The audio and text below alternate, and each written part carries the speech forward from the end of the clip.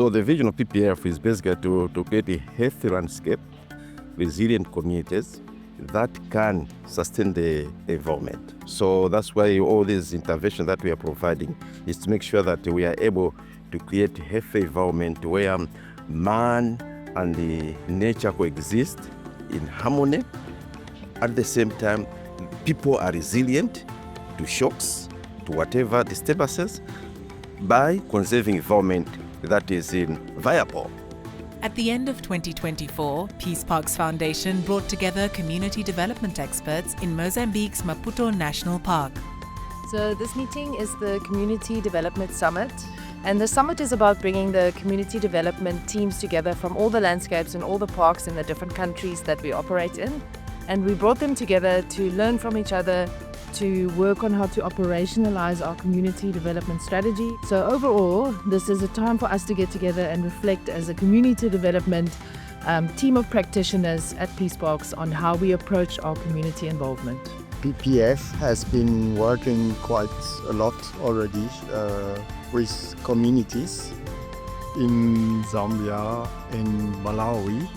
I will take one example. Simala is an organization of more than 100 employees with quite a package of activities taking place. You've got carbon cook stove, you've got conservation agriculture, fisheries, you've got game farming, and all of this under the management of the communities themselves. So it's a complex undertaking, but it's also an important result, and it is acknowledged. Last year we had 500 people from the whole Kaza region that met in Simalaha to look at the community conservancy model, and it was a strong acknowledgement for Simalaha. Our role as Peace Parks, we want communities to be able to participate in conservation. So it lessens pressure on the natural resources. Number of aspects that I'd like to see that come out of this workshop. We're obviously learning between Mozambique and Malawi and Zambia and vice versa.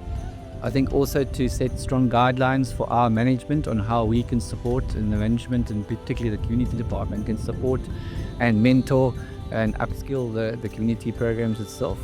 I think also to create some foundations and structures around which we can develop certain core programs, and I think also provide some very clear guidelines towards various teams on what comprises a good community development approach and support approach for conservation areas. We have quite a big expectation that when the teams walk away from here, they will feel comfortable with what the community development strategy says, which is that we would like to have conservation at a large scale with resilient communities in these transboundary landscapes. Stay tuned to Peace Parks TV for more on-the-ground action.